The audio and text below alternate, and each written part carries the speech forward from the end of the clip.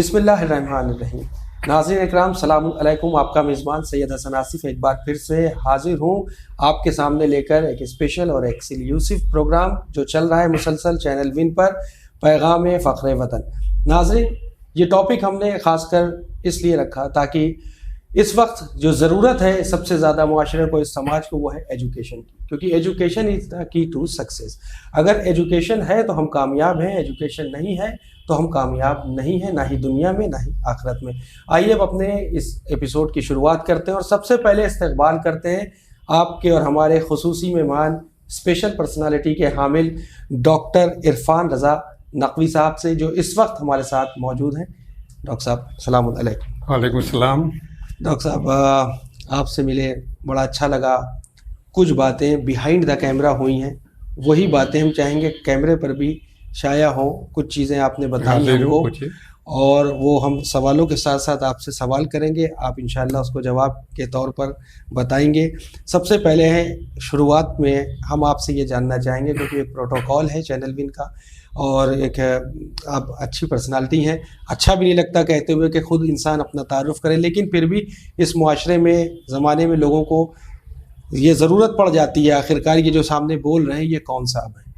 जानते हैं लोग, लेकिन कुछ ऐसे लोग हैं जो नहीं जानते। हम चाहेंगे आप अपना एक छोटा सा शॉर्ट इंट्रोडक्शन प्लस आपकी जो आबाई वतन है और साथ ही साथ जो आपने अपनी ज़िंदगी में स्टडीज़ के दौरान कुछ चीज़ों को आपने इकट्ठा किया या आपने कुछ कहीं पे बताया था कि आप कुछ खेल और स्पोर्ट्स वगैरह से भी संबंधित रहें, तो वो हमारे नाजरीन को बताएं। अक्सर मैं कोशिश करता हूँ कि मैं अपने बारे में किसी को कुछ भी ना बताऊँ, क्योंकि मेरी कोशिश होती है, लेकिन अब आपका हुक्म है और जाहिर है आपने कहा कि लोगों को बताना है तो यह बताना ही पड़ेगा।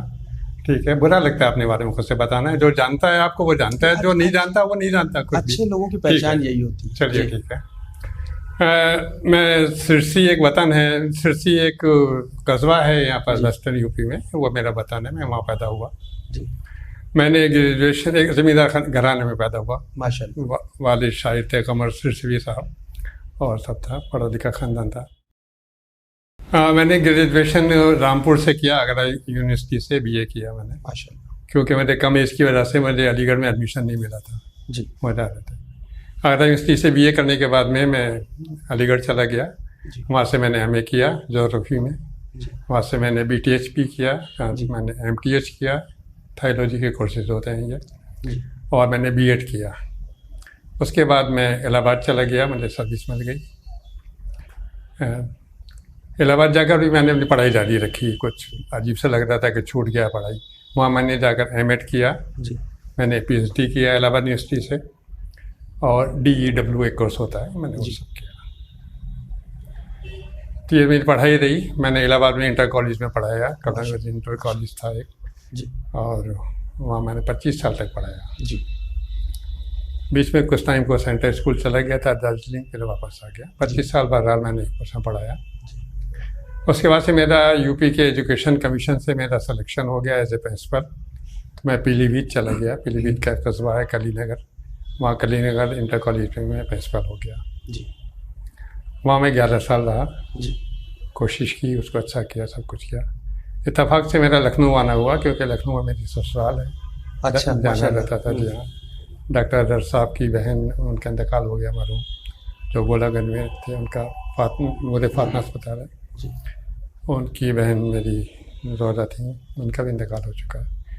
तो वहाँ आया था, बातचीत चल रही थी कैसा कॉलेज चल रहा है। मैंने बताया कि वहाँ ऐसा ऐसा चल रहा है। वो 2% रिजल्ट 83% हो गया 2 साल में, और लड़के लड़कियाँ वहाँ के नेशनल्स खेल रहे हैं।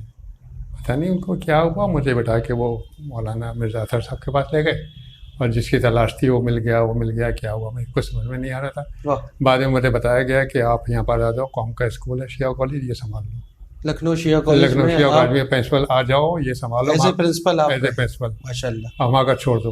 अरे कैसे छोड़ दो, मैं गवर्नमेंट से था सब कुछ, ये भी गवर्नमेंट का ही है, गवर्नमेंट की एडेड। आ जाओ तो, लेकिन चूँकि कौमी फरीज़ा था, अच्छा लगा, एक जिम्मेदारी दी जा रही है कौम के लिए, कुछ करेंगे। मैं 2011 में यहाँ पर आ गया, जनवरी में 11 जनवरी 2011 को मैंने यहाँ ज्वाइन किया, और मैं 6 साल तक मैं यहाँ पर रहा एज ए प्रिंसिपल। 16 को मैं रिटायर हो गया। उसके बाद से मैं दिल्ली में अपने बेटे के साथ, मैंने बेटे ने यहाँ बुला लिया दिल्ली में, माशाल्लाह, यहाँ पर आ गया। बहुत अच्छी बात। लेकिन कहीं ना कहीं से I just come to know, मैंने कहीं से सुना है इसमें भी क्या कहते हैं, इसमें मैंने 25 साल मैंने जी। एज ए मैं टीचर रहा और 17 साल तक मैं प्रिंसिपल रहा जी, इंटर कॉलेजेस में, तो 42 साल यहाँ गुजारे हैं इस पढ़ाई माशाल्लाह में। माशाल्लाह। हाँ, आपने क्या सुना है बताइए।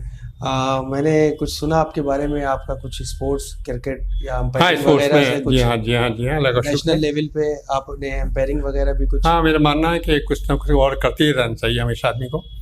और जैसे सारे हम चाहेंगे बच्चों, डिटेल में इसके बारे में कुछ बताएं नाज़रीन को कि आपने कैसे अंपायरिंग कब ज्वाइन किया, क्या हाँ, ये अंपायरिंग ऐसे ज्वाइन किया कि क्या कहते हैं, सारे लोगों की तरह जितने सब नौजवानों को होता है, हमें भी एक शौक लग गया था, भूत चढ़ गया, शौक नहीं भूत चढ़ गया था क्रिकेट खेलने का। सबको होता है, 18 19 20 साल में सबको होता है, और खेलते थे।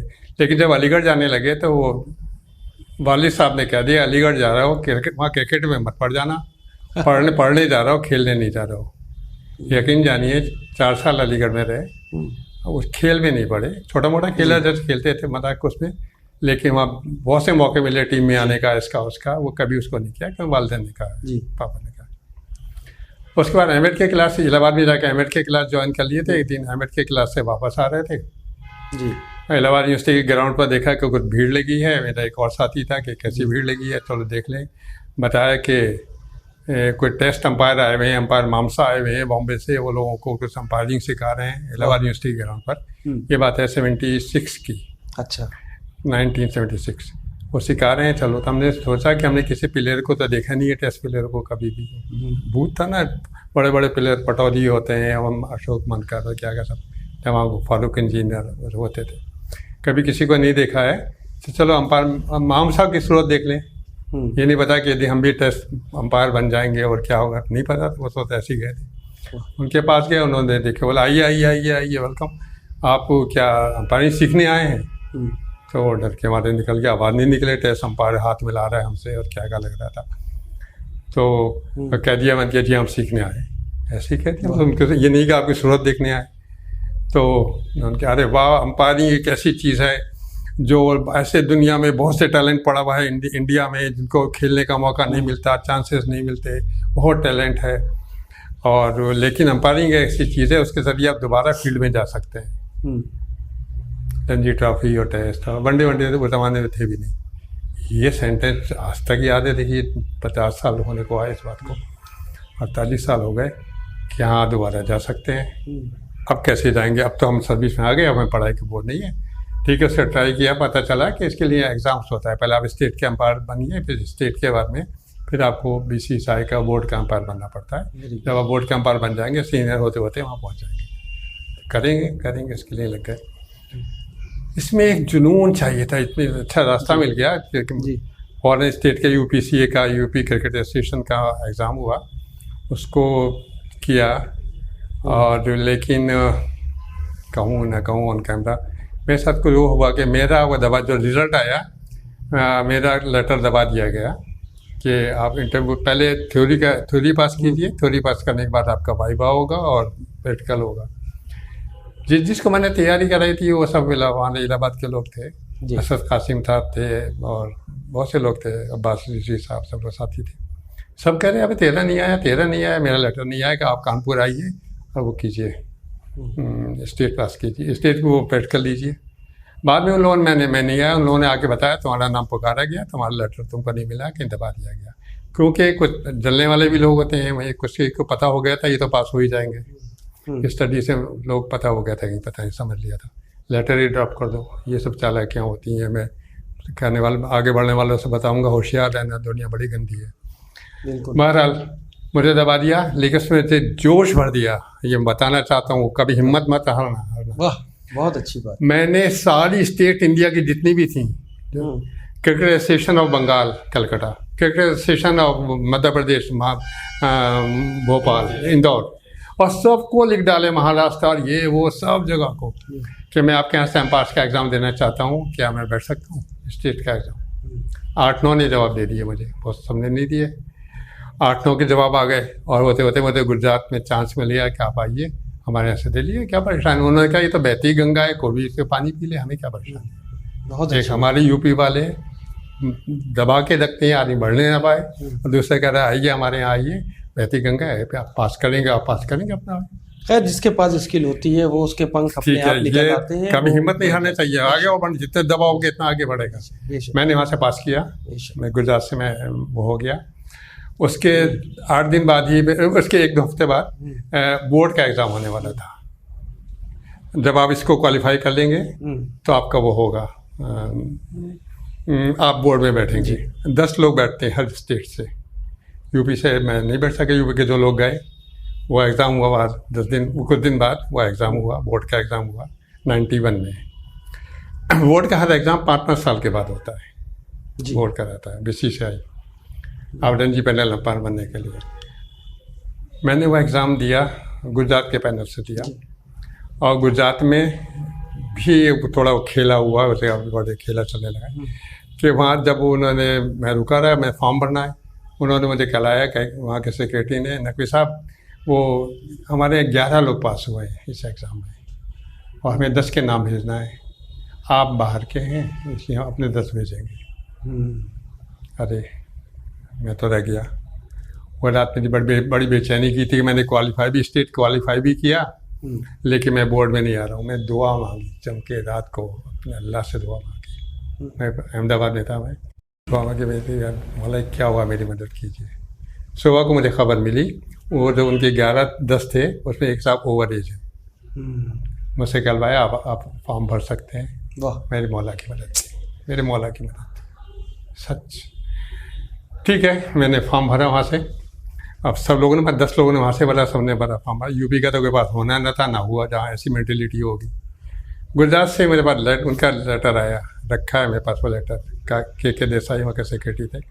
नकवी साहब, I am proud of you that you have been succeeded in that examination, board के यहाँ से, and you are the only umpire who succeeded from our state. Very nice. उनके 10 में से जो 10 थे, ओनली मैंने क्वालिफाई किया, उनके सारे गुजराती रह गए। हिम्मत नहीं हारी आप। मौला का करना, मौला का करना। उन्होंने कहा आगे बढ़ो, हिम्मत करो, क्यों बैठ गया उनसे आगे। भाई अल्लाह ये भी तो कह रहा है तुम हिम्मत करो तब हम तुम्हारी मदद करेंगे। एग्जाम किस दिन हुआ था मेरा? वो आपने हिम्मत की, आशूर के दिन हुआ था वो एग्जाम। मौलाना तो नहीं है कि आशूर के दिन एग्जाम में देना, तरक्की रोक लेना। मैं फाके से था, सब कुछ किया, ऑब्जर्व किया, मेरा गम था। मैंने पढ़ रहा था, मैं क्या करूँ, मैंने दिया उसमें मैंने क्वालिफाई किया, मेरे मौला की मदद थी। लेकिन उसमें वो, लेकिन भी क्या हुआ, फिर क्या हुआ, प्रैक्टिकल में मैं रह गया। वो थ्योरी तो पास कर लिया। मैं वो यूपी का पहला इंसान था जो यहाँ तक पहुँचा था। यूपी से 60 साल से बोर्ड में कभी यूपी का कोई निकला ही नहीं था। मैं वेस्टर्न वेस्ट जोन से था, वहाँ से यहाँ तक पहुँचा दें। थ्योरी में मैं लाइफ में पहली बार फेल हुआ, ना एमएड में, ना बीएड में, ना एमए में, ना बीए किसी क्लास में कभी। यानी सेकंड क्लास की ज़माने बहुत बड़ी होती थी, कभी थर्ड क्लास भी नहीं है ये लाइफ में, और वहाँ फेल हो गए। ठीक है, ये सुना कि शायद हर कोई फेल ही हुआ करता है, हम पहली बार। ठीक है, जो भी हुआ, लेकिन हिम्मत बन गई कि हम कर सकते हैं, मैं कर सकता हूँ। बहुत अच्छी बात है। उसके बाद मैंने फिर 10 साल बाद बात किया, 91 में उसको पास किया। 86 में भी एग्ज़ाम मिला, मौका मिला, फिर वो नहीं हुआ कि ओनली नार्जोन वाले दे पाएंगे, बाकी लोग नहीं दे पाएंगे। फिर मायूसी हुई, तो फिर सोचा अब छोड़ दो, हम पानी को इतने साल से ट्राई कर रहे हैं, नहीं कभी मौका नहीं होता। फिर 91 में फिर मौका आया। लोगों का एग्ज़ाम का तरीका भी नहीं मालूम होता है कि कैसे तैयारी करें, कैसे करें। मैंने छोटी छोटी चीज़ों पे वो किया था। जैसे मैं बॉल पेन ले गया था, ब्लैक ले गया था, सब नीली से लिखेंगे, मेरा अलग होना चाहिए। उस ज़माने पायलट पेन शुरू हुए थे। हाँ। मैं वो ले गया था। बहुत सारी बात, छोटी छोटी बातों पर ध्यान दिया। मैंने लड़के से कह दिया बाहर से ताला लगा दो, अंदर बैठा हूँ, अंदर तैयारी करता हूँ, मुझे किसी दोस्तों से नहीं मिलना है, बाद में मिलूँगा। ये सब चीज़ें की। अल्हम्दुलिल्लाह, जो पूरी यूपी से, पूरी इंडिया से जो 250-300 लोग बैठे थे, 5 जगह सेंटर थे। कलकत्ता ईस्ट जोन का था, साउथ जोन में बेंगलोर था, बॉम्बे था वेस्ट में, दिल्ली था, और सेंटर का नागपुर था। कुल 5 लोग पास हुए थे पूरे सेंट्रल जोन से। पूरे नागपुर से एक अकेला मैं पास हुआ था, माशाअल्लाह। और मुझे पता चला, मुझे ताज्जुब हुआ जब मेरे दोस्त ने वहाँ से लेटर वो भेजा कि नकवी, तुमने उस एग्ज़ाम में टॉप किया है और तुम्हारे मार्क्स जो आए हैं वो रिकॉर्ड मार्क्स, मैं सोचा भी नहीं था। 150 का पेपर था, उसमें से 149.49 आए। Very nice. अरे मुझे यकीन नहीं हुआ। मैं भैया मुझे पास कर दो, मैं तो ये चाहता था किसी से पास करूँ, 10 साल से चाह रहे हैं। इसी मेरे मौला का काम था, मेरे दुआएं थी मेरी। बेशक बेशक, बहुत अच्छी बात है। तो सर अगर हम देखें कि स्टडी और सब्जेक्ट्स या ज़िंदगी के और पहलुओं में जहाँ तक बात आती है एजुकेशन की, तरबियत की, तो इसकी कितनी ज़रूरत है और क्या अहमियत है, और ये इंसानी पैकर में या ज़िंदगी में कैसे तब्दीलियाँ लाती है, हम चाहेंगे ख़ास कर ये बताएं। दोनों चीज़ें मिलके ही एक मुकम्मल इंसान बनता है जी। तालीम और तरबियत हम लोग कहते हैं, तालीम और तरबियत। अगर हमारी तालीम जो होती है हमको एक अच्छा सिटीजन बना देती है। पढ़ लिख के आप बहुत बड़े आदमी बन गए, बहुत बड़े इंजीनियर डॉक्टर खुद बन गए, आपको ज़रा सा अखलाक नहीं आता, तमीज़ नहीं है, तहजीब नहीं है, मगरूर हैं, दूसरों को देख, ख़ानदान वालों को, रिश्तेदारों को कुछ नहीं समझते, किसी को नहीं समझते, बिल्कुल बिल्कुल। दौलत का नशा है, सब चीज़ें। तो ये अच्छे इंसान थोड़ी हैं आप, या बेईमान है, चोर हैं, बेईमानियाँ करते हैं, हराम की कमाई खाते हैं, रिश्वत लेते हैं। आप पढ़ के बड़े बड़े इंसान बन सकते हैं, सिटीजन बन सकते हैं, लेकिन आपका अखलाक जो तरबियत है वो तो नहीं है, वो चेंज नहीं हो सकती, वो नहीं है। इमाम ख़ुमैनी साहब रहमतुल्लाह अलैह ने कहा था कि इस्लाम का जो सबसे बड़ा नुकसान हो रहा है ये इस वजह से है कि हमारे तरबियत का फुकदान है। मुसलमान तो पैदा हो गए लेकिन उनकी तरबियत नहीं है। अगर हर मुसलमान सही तरबियत से निकले और सच्चा मुसलमान होता है, कहाँ पहुँचे हमारे इस्लाम मुसलमान, कहाँ पहुँचे आज क्या उनकी औकात है, क्या कहे जाते हैं, क्या उनको किस नज़र से देखे जाते हैं। सिर्फ क्या ये फुकदान है, हमें तरबियत नहीं है, मतलब पढ़ लिख जाते हैं, बड़ी बड़ी डिग्रियाँ लेते हैं, मुसलमान भी पढ़ रहे हैं, सब कुछ कर रहे हैं, लेकिन तरबियत उनको सही नहीं मिल रही है। एक्चुअली तरबियत के 3 मेन पहलू होते हैं, 3 यानी इंसान की पूरी शख्सियत, तालीम भी तरबियत दोनों के लिए। एक बच्चा खुद होता है जो पढ़ रहा है, उसी को बनना है। दूसरा स्कूल होता है, स्कूल में भी टीचर मेन है, टीचर का रोल बड़ा होता है, क्योंकि DS कोठारी एक एजुकेशनिस्ट है जिनका कमिश्नर रहा है, उन्होंने कहा था कि किसी कंट्री की डेस्टिनी उसके क्लासरूम से लिखी जाती है, और उसमें मेन रोल टीचर का होता है। टीचर बच्चे को जैसा बनाएगा वो बाहर जाके ऐसा सिटीजन बनेगा, देश ऐसा बनेगा, उसके हाथ में होती है, टीचर लिखता है। ये बहुत बड़ा वो है टीचर के लिए, अच्छा है।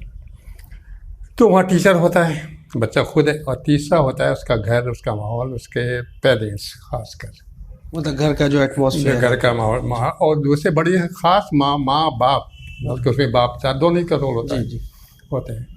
हम लोग क्या करते हैं, बच्चा कितना रहता है घर पे, 18 घंटे रहता है, ठीक है, और 6 घंटे वहाँ पर स्कूल में रहता है। 6 का ज़्यादा असर पड़ेगा वहाँ का पड़ेगा, 18 का पड़ेगा। देखिए पहले तो बच्चे को तैयार कराना, उसका शौक़ पैदा हो, उसको सब ठीक है, वो तो एक यूनिट हो गया। हम लोग क्या करते हैं, सुबह को माँ उठी, बच्चे टिफ़िन तैयार किया, बच्चे को दे दिया, पापा ने पीछे बैठाया, एक को आगे बैठाया, एक पीछे बैठाया, बैग डाले और पहुंचा दिया, बस पे कर दिया, छोड़ दिया, जाओ खुदा हाफिज़ जी। सब स्कूल पे छोड़ देते हैं। स्कूल में 6 घंटे रहा है, आपके साथ 3 घंटे रहा है, फिर जब राम को वापस उसको ले आते हैं, हम समझते हैं हमने इसका एडमिशन करा दिया, पैसे दे देंगे, और वो पैसे दे के बड़ी से बड़ी फीस देते हैं, बड़े ऊँचे, बड़ा CMS है, वो कोई भी स्कूल, बड़े स्कूल में हमने करा दिया उसको, और वहाँ अच्छी तालीम पाएगा। आपका रोल, पेरेंट का रोल सबसे ज़्यादा है, बहुत अच्छी बात, सबसे ज़्यादा उनका रोल है। और हम लोग वहीं से छोड़ देते हैं, अब स्कूल इतने अच्छे स्कूल में एडमिट हो गया और वो चल जाएगा, ऐसा नहीं है। बच्चा जब आँख खोल के, तरबियत क्या होती है, बच्चा जो अपने आसपास जो माहौल देखता है, बाप हमारे क्या करते हैं, कैसे हैं, ये नमाज़ पढ़ते हैं कि नहीं पढ़ते हैं, रोज़ा रखते हैं नहीं रखते, ये झूठ बोल देते हैं नहीं बोल देते, टाइम बर्बाद करते हैं, मैच चल रहा है, बैठे हैं, ऑफिस नहीं गए, आज छुट्टी है, ये सब क्या है, बच्चा सीख रहा है, बच्चा सब देख रहा है, कुछ सब चल रहा है, उसको ये अच्छा लगता है, ये अच्छा। हराम हलाल से बाप परहेज़ करते हैं, नहीं हराम हलाल की तमीज़ करते हैं कि नहीं करते, हराम भी आ रही है, हलाल भी आ रहा है, सब आ रहा है, कुछ है नहीं। कितना बड़ा यानी बदकिस्मती है उन बापों की जो गलत काम करते हैं। मान लिए सपोज कि एक बाप एक घर में किसी बाप को इतने बहुत एडवांस है, जुआ होता है उनके घर में, यार दोस्त आते हैं, जुआ हो रहा है, प्लेस हो रहा है, बेटा भी देख रहा है, या तो यानी वो देख रहा है बाप ने बहुत कमाया और बाप ने बहुत जीत गया, घर में खुशी मनाई जा रही है, चलो आज वहाँ चल रहे हैं और यहाँ चल रहे हैं, पहले पिक्चर ले जा रहे हैं, यहाँ जा रहे हैं घूमने, पैसा भी जैसे आया ऐसे उड़ाया जा रहा है। या तो बच्चा भी आपको कहता है पापा आज आप खुद जीते, आप बहुत अच्छा है, कल को भी जीतिएगा, वो भी इन्वॉल्व, आपने सब सिखा दिया उसको, तो इतना आप तो इतने बड़े हो के सीखे, वो इतने पे सीख गया है आपकी बात, आप पे जा रहा है। देखिए जुआ सीखा, क्या सीखेगा, पीना भी सीखेगा जब आप पिएंगे तो। बिल्कुल सही कह रहे हैं। और अगर ऐसा नहीं है अगर ऐसा नहीं है, बच्चे को बोला बाप ने गलत किया है, ये जुआ खेल रहे हैं, इस्लाम में मना है, ये लेके बच्चों को वहाँ म्यूज़िक में गए और वो सब पार्क में गए, उसमें पिक्चर में जा रहे हैं, ये गलत है, ये गलत है, ये गलत है, ये कमाई हराम आई है, इससे घर में ये मिठाई आई है, मैं ये खाऊँ या ना खाऊँ, ये हराम से मेरा खून हराम बनेगा। आपने अपने बेटे को खो दिया है। बिल्कुल सही कहा।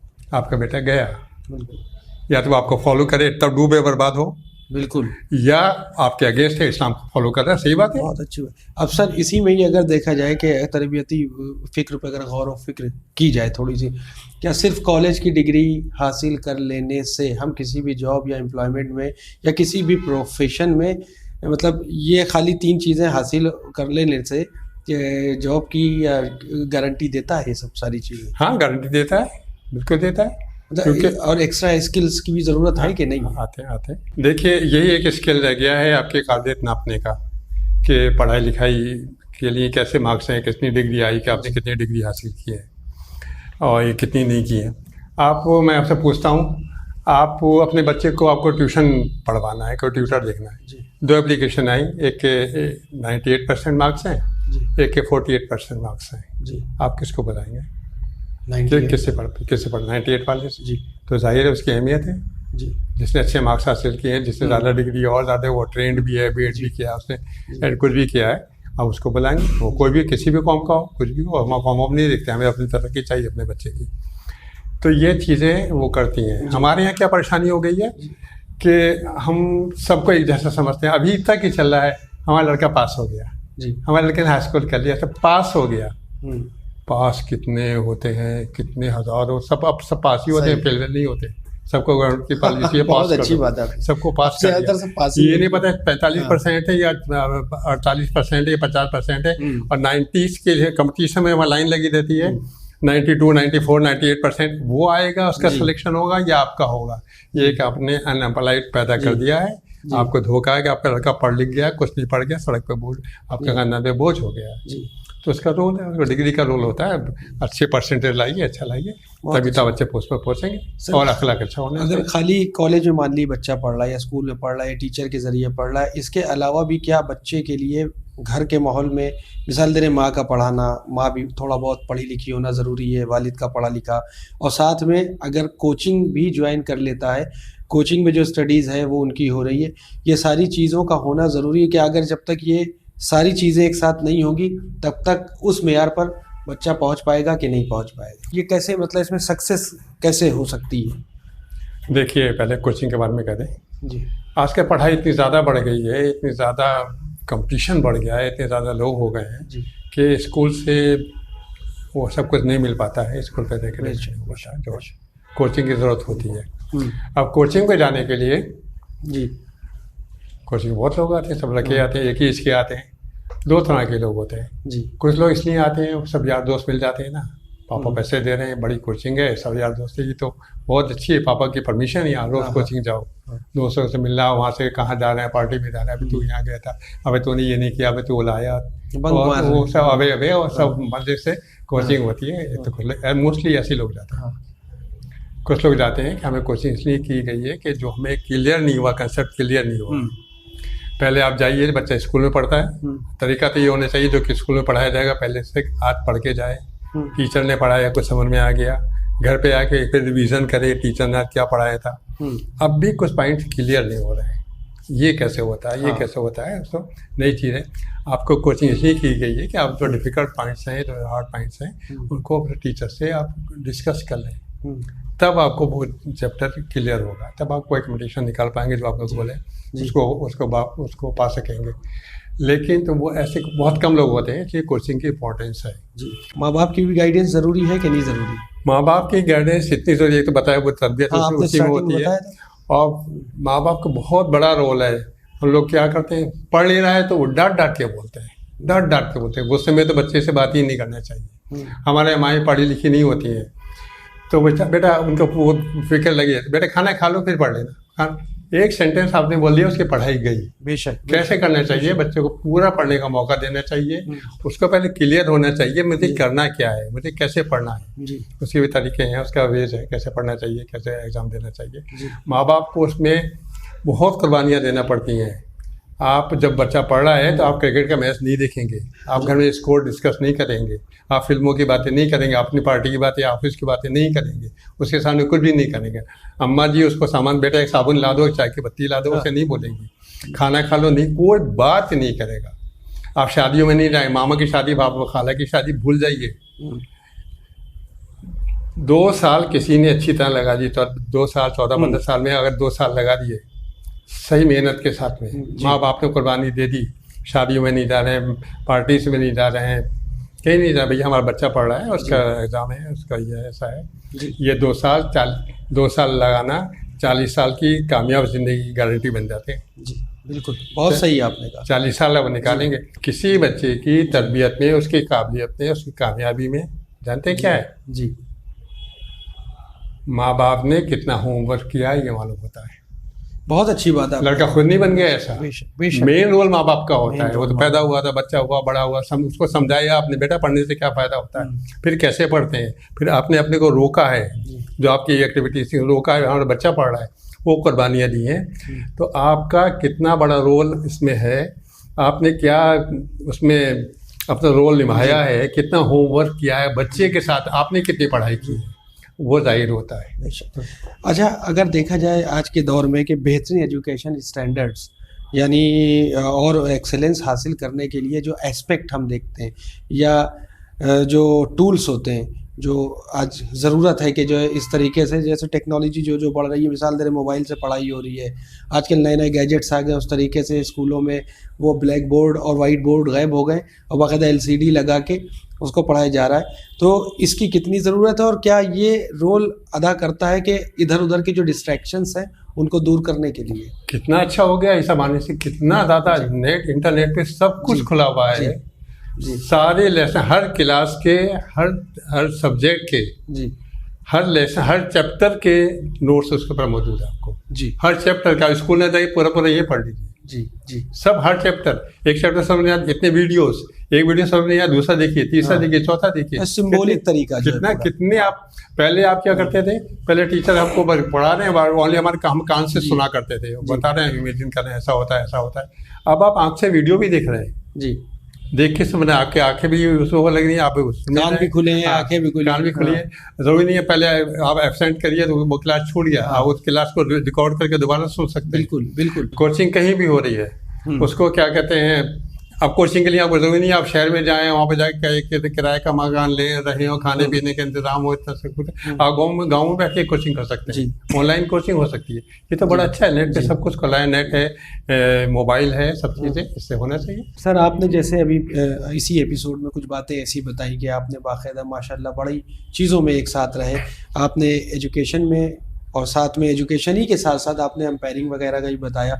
जो अचीवमेंट हैं आपके, जो आपने हासिल किए, वो हम चाहेंगे उसके बारे में उसी को रब्त देते हुए प्यारा सा मैसेज हमारे नाजरीन को, ख़ासकर जो स्टूडेंट्स और जो पेरेंट्स हैं उनको दे दें, ताकि कामयाबी की राहें हमवार कर सकें और बदगुमानी के अंधेरों से दूर हो सके। आपने एक वर्ड अभी अचीवमेंट कहा। जी, अचीवमेंट कई तरह के होते हैं दुनिया में। ये होता है कि किसके पास बहुत दौलत, इतनी दौलत अचीव की, इतना बड़ा घर, कार वार हो गई, या किसी ने शोहरत ले ली, मैं इतना बड़ा प्लेयर बन गया, इतना बड़ा शायर बन गया, ये मेरा अचीवमेंट है। अलग अलग लोगों के अजीब अलग अलग होते हैं। मेरे भी अलग अलग रहे हैं, ठीक है, इस ज़माने में होता था प्रिंसिपल बन जाए, एम्पायर बन जाए, सब होता था, लेकिन सब सेकेंडरी मालूम होते हैं। जो मेरा अब जो अचीवमेंट है, मुझे लगता है जाहिर है सबको इस दुनिया से जाना है, उसके लिए मैंने क्या करके जा रहा हूँ या क्या कर रहा हूँ, मेरा वो अचीवमेंट होना चाहिए। जाने पर मुझसे पूछा जाएगा क्या किया। अल्लाह के शुक्र से, यानी मेरी नमाज़ें पूरी हैं नहीं है, मेरे रोज़े पूरे हैं नहीं है, ये सब चीज़ें होती हैं। अल्लाह का शुक्र से कोशिश की है कि सभी पूरे रहें, कोई वो नहीं। माशाल्लाह आपने अपने काम, दुनियावी काम के साथ साथ दीनी काम पर भी बहुत ज़रूरी है, ध्यान दिया, तभी तो मुसलमान से सच्चे मुसलमान बनेंगे। बड़ा अच्छा आपने ये बात कही, क्योंकि आजकल एक और नई भी चीज़ है कि बच्चों को खासकर इतना ज़्यादा इंग्लिश मीडियम की पढ़ाई में खुद माँ बाप कसूरवार है कि उनको इस तरीके से लगाए हुए हैं कि बच्चा नमाज पढ़ रहा है कि नहीं पढ़ रहा है, रोज़े रखने ना दो, एग्ज़ाम चल रहे हैं, ये बहुत सारी चीज़ें, जबकि सब कुछ लेके चले, दीन और दुनिया साथ में लेके चलना है। बहुत अच्छी आपने बात। हज़रत अली अलैहिस्सलाम का कौल है कि कहीं ऐसा ना हो जी कि आप अपने ख़ानदान और अपने अकरबा की बदबख्ती का सबब बन ओए जाए। होए, क्या बात कही आप, क्या बात कही। वो बेटा आपका बहुत बड़ा इंसान, बहुत बड़ा बन गया, बड़ी पोस्ट पर पहुंच गया, क्या उसकी नमाज पढ़ता है, रोज़ा रखता है, खुम्स देता है, हज के लिए सोचता है, गरीबों का ख्याल करता है, अपने रिश्तेदारों का ख्याल करता है, जो जो हुकूक हैं वो करता है। कभी तिलावत की है उसने? आखिरी बार तिलावत किसने कब की थी? कितने महीने, कितने साल पहले कुरान खुला था आपके घर में? वो स्कूल की किताब तो रोज़ याद रहती है, एग्ज़ाम आ गया, एग्ज़ाम आ गया, ये भी तो एग्ज़ाम है। क्या बात। अल्लाह का शुक्र है मैंने ये अचीव किया है और मुझे बहुत खुशी है। वो तो अपना ठीक है, अपने कोशिश करता हूँ ये सब होता रहे। मेरे कोई नमाज रोज़ा अपना मेरे सब पूरे हैं, और कितने कबूल है नहीं कबूल होता नहीं पता। इस बार हज भी किया था मैं बड़ा अचीवमेंट मेरा है दुनिया में, जो सदका जारिया छोड़ के जा रहा हूँ। मेरे 3 बच्चे हैं, वो मैंने नेक औलादे दुनिया में छोड़ के जा रहा हूँ। ये मेरा वो है, कहने दीजिए मुझको। मैं फिर से कहूँगा कि आपकी माशाल्लाह ज़िंदगी कामयाब है और हाँ, आपने बहुत प्यारी ज़िंदगी गुजारी। मेरे बच्चे, मैं बहुत खुश हूँ। मैं एक इरफान था, मैं 3 इरफान छोड़ के जा रहा हूँ। उम्र नूह अता करे अल्लाह आपको। माँ बाप को बहुत ज़रूरी है कि बच्चों की तरबियत पे ध्यान दें, तरबियत पे ध्यान दें। और सिर्फ स्कूल नहीं, ये इंग्लिश स्कूल ये सब कुछ नहीं, यहाँ तो बर्बाद हो रहे हैं बच्चे। बचपन से उनको नमाज सिखाएं, बचपन से कुरान ख़त्म कर दें। 6-7 साल की एज में कुरान पूरा कर दें। वैसे तो क्या कहते हैं, अचीवमेंट मेरा तो ये अचीवमेंट है कि अपनी नमाज रोज़ा किया, अल्लाह के यहाँ पाक सावधान है, किसी का ड्यूज़ नहीं है, किसी की ज़मीन नहीं हड़पी है, किसी झूठ नहीं बोला है, ज़िंदगी में किसी को चीट नहीं किया है। ये तो मेरा अपना पर्सनल अचीवमेंट है। नेक औलादे छोड़ के जा रहे हैं, अल्लाह उनको कामयाब करे। ठीक है, ये है। इसके अलावा जो बच्चों को, यानी उन्हें पढ़ी भी है मेरे बेटे ने जी, बेटे किया है, ITN है, बेटी ने टॉप किया था यूनिवर्सिटी, सब अच्छे हैं, अल्लाह का शुक्र है। बच्चों को पढ़ना चाहिए, हर एक को। एक्चुअली पढ़ने का तरीका नहीं आता है। मैं चाहूँगा कौम के सारे बच्चे निकलें और पढ़ने का सही तरीका सीखें। वजह यह है, कोई बताने वाला नहीं है हमारे यहाँ, और दबाया जाता है। माँ बाप को भी नहीं आता है और छोड़ देते हैं टीचर को, पर टीचर आजकल पढ़ाते नहीं है। स्टडी में एक्चुअली बच्चों को क्लियर होना चाहिए कि हमको कैसे पढ़ना है। ये हमारे बच्चों को पता नहीं है, वो पढ़ते रहते हैं और पुराने ढर्रे से पढ़ रहे हैं, वही फेल होते रहते हैं, पास होते रहते हैं। सबसे पहले डेस्टिनेशन आता है, उसे मालूम हो मुझे क्या बनना है लाइफ में, मुझे क्या करना है। जी, मुझे ये बनना है, पहले से तय कर लिया, लक्ष्य तय कर लिया, गोल तय होना चाहिए, डेस्टिनेशन कहते हैं उसको। दूसरा ये आता है डिवोशन। उसके लिए आप टाइम को कैसे डिवोट करेंगे, कैसे कैसे मुझे क्या करना है, कितने घंटे पढ़ना है, कितने घंटे कहाँ पढ़ना है, कौन से वीडियोस देखना है, कोचिंग जाना है, खाने का टाइम कैसे रहेगा, डिवोट वो करना है, डिवोशन। फिर आता है डेडिकेशन। जो आपने प्रोग्राम बनाया है, लग जाइए पूरी तरह से। ये नहीं, प्रोग्राम तो बड़ा अच्छा बनाते हैं, मैं कोचिंग जाऊँगा, टीचर से बोलूँगा, वहाँ जाऊँगा, स्कूल जाऊँगा, स्कूल में पढ़ाई वाले कुछ नहीं, सो रहे हैं क्लास में जाकर, कुछ भी खेल रहे हैं, एब्सेंट करें। डेडिकेशन, लग जाइए पूरी तरह से। चेक करते रहिए अपने को, मुझे आई पढ़ाई नहीं आई, क्या क्या मेरा छूट रहा है। हर रिवीजन का एक तरीका होता है पढ़ने का। जो आपने आज पढ़ा है, जब कल को आप पढ़ने बैठेंगे कोई और चीज़, दोबारा फिर उसको पढ़ लीजिए।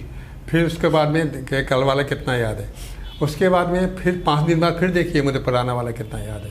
क्योंकि हम लोग क्या करते हैं, कोई चैप्टर है, मान लीजिए 15 चैप्टर हैं, रोज़ एक चैप्टर पढ़ रहे हैं, 15 दिन में पूरी किताब हो गई, बड़े खुश हो गए। आपको पूरी किताब नहीं, आपको कुछ भी नहीं आता है, आपको ओनली 15 चैप्टर याद है। तीसरे चैप्टर में क्या लिखा था, 8वें में क्या था, 11वें में क्या था, कुछ याद नहीं, सब कुछ आगे बढ़ रहे हैं, गलतफहमी आपको याद है।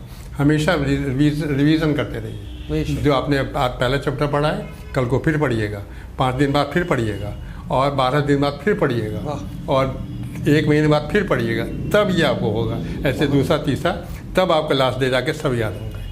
वन आपको हमें लेटेस्ट याद रहता है, कल मैंने क्या खाया था, परसों क्या खाया था, सब रोज याद रहता है। पिछले संडे को क्या खाया था मुझे कुछ भी याद नहीं, कौन सी शर्ट पहनी थी मुझे कुछ भी याद नहीं, कुछ याद नहीं। तो सब भूलते जाते हैं, धोखा होता है कि हमने सब कर लिया।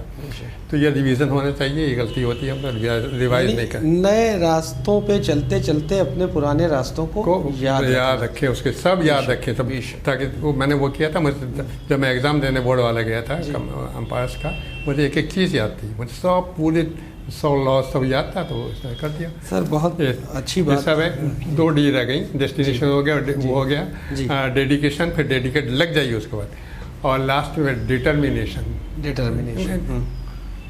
हाँ, डिटर्मिन है, मैं तो जीतूंगा, मुझे सब आता है। बेशक। मुझे एग्जाम से पहले मालूम था, मुझे यार पूछो कहाँ से पूछो, मुझे सब तो मैंने पढ़ा है, सब तो मुझे याद है। डिटर्मिन, मैं तो जीतूंगा, मैं ऐसा जीत जाऊंगा, टॉप कर लूंगा, इंडिया में टॉप हो जाएगी, तो मुझे नहीं मालूम था ऐसा रिजल्ट निकलता है। आप पक्के मजबूत हो जाइए।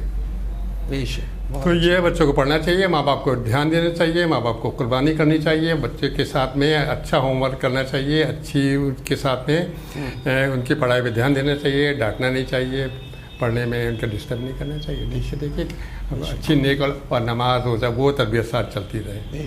खुदा न करे कि मैं पढ़ने को मना नहीं कर रहा हूँ कि इंग्लिश स्कूल में ना पढ़ाइए, वो ज़रूरी है, तभी आप ऊपर पहुँचेंगे, अच्छी सर्विस मिलेगी आपको, अच्छा ओहदा मिलेगा। लेकिन आप अच्छे इंसान जब बनेंगे जब आप इस्लाम से जुड़े रहेंगे, नमाज से जुड़े रहेंगे। बहुत बहुत शुक्रिया सर, आपने बहुत अच्छा ब्रीफ किया, और यकीन जानिए आपने जो भी अहम बातें खासकर स्टूडेंट्स और पेरेंट्स के बारे में बताई और किस तरीके से कामयाबी हासिल करना है वो भी आपने बताया, कि साथ साथ दीन और दुनिया दोनों को लेके चलना है। स्कूल में अच्छी पढ़ाई है तो साथ में नमाज के मुसल्ले को नहीं भूलना है, अपने दीन को नहीं भूलना है, क्योंकि दुनिया में भी वही कामयाब है जिसने आखिरत की तैयारी कर रखी हो। बहुत बहुत शुक्रिया डॉक्टर साहब, इंशाल्लाह फिर आपसे आपने मौका दिया। और आपने अचीवमेंट पूछे, एक मेरा अचीवमेंट ये भी हुआ कि मैंने अपने बिन पे मुझे बुलाया और क्या कहते हैं मुझे लोगों से बात करने का मौका दिया, मेरा अचीवमेंट। बहुत बहुत शुक्रिया सर। तो नाज़रीन, आपको हमारा एपिसोड कैसा लगा? हर बार की तरह आप इस बार भी अपना फीडबैक हमें winislam@gmail.com पर ज़रूर सेंड करें, और देखते रहें चैनल विन पैगाम इंसानियत। शुक्रिया, खुदा हाफिज़। सारे जहां से अच्छा